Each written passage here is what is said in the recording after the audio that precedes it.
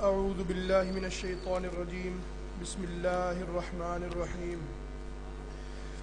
نحمده ونصلي ونسلم على رسوله الكريم رب اشرح لي صدري ويسر لي أمري واحلل عقدة من لساني يفقه قولي أما بعد فأعوذ بالله من الشيطان الرجيم بسم الله الرحمن الرحيم إن الله اشترى من المؤمنين أنفسهم وأموالهم بأن لهم جنة يقاتلون في سبيل الله فيقتلون ويقتلون صدق الله العلي العظيم وصدق رسوله النبي الكريم ونحن على ذلك لمن الشاهدين والشاكرين والحمد لله رب العالمين إن الله وملائكته يصلون على النبي يا أيها الذين آمنوا صلوا عليه وسلموا تسليما اللهم صل على سيدنا ومولانا محمد وعلى آل سيدنا ومولانا محمد وبارك وسلم.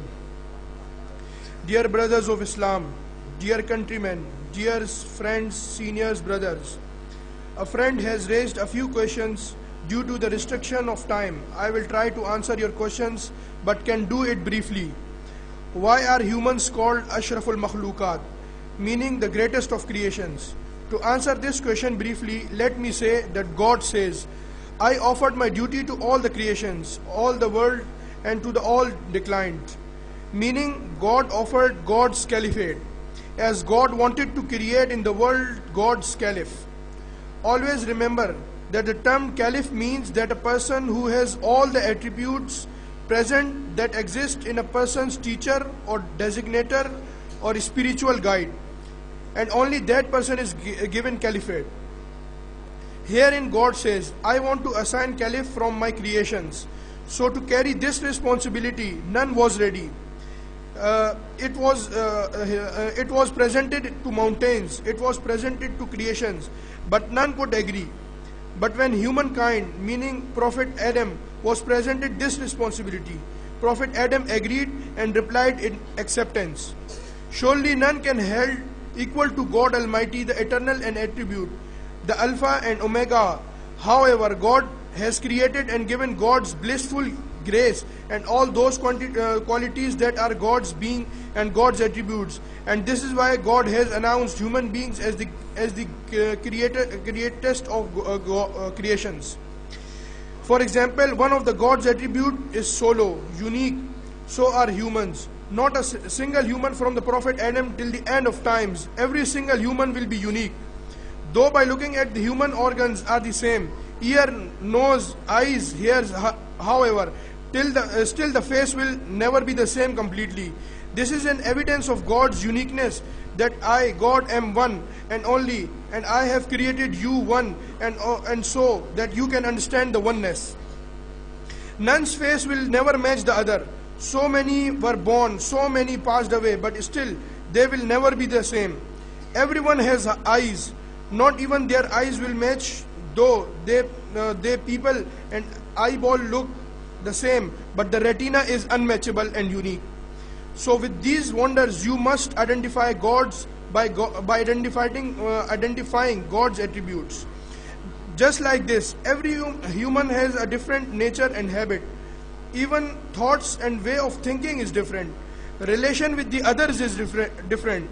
All of our legs are same, but all of our hand are same, but the prints will have is unique. A print of a person will never match the other. Such thing and detailed lines we have in our prints. God Almighty says in the Quran that I, God, created the nature of the pores of your fingers.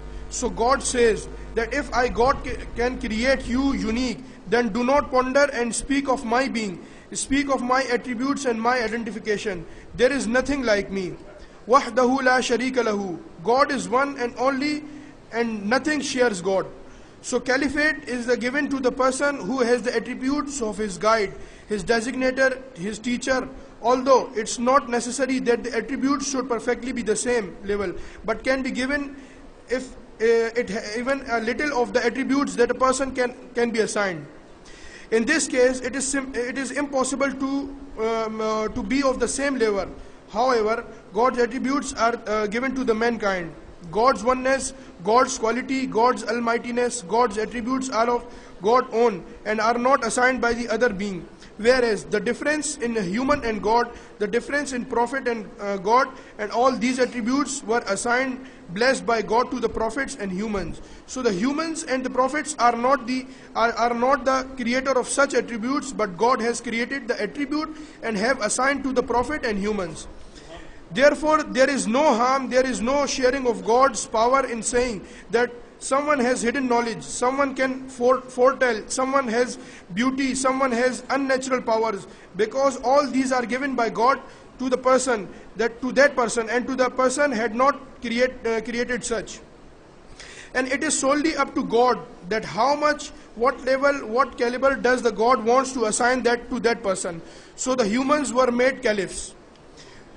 Your ears, it is a piece of meat. But when the God attributed your ears, the attributes were of Sami'un, meaning the listener, Basirun, meaning the one who sees. Your eyes are just a piece of meat, but it is a God who attributed you with the Basirun, and you can see now. So it is God Almighty, with the blow of mouth, can raise the dead. God attributed Prophet Jesus, and Prophet Jesus also raised the dead. Every normal human, when you blow on a burning wood, you can light the fire. Your power with your eyes. When you see a child with tender, the child will run towards you. And when you see the child with the suspicion or rage, the child will run away. So there is a difference in seeing as well of humans. This is why Sufi poet Bulle Shah says, if thousands of scholars gather and try to get eternal success to a person, they cannot do. But with just a look of a man of God, he can get millions of people eternal success.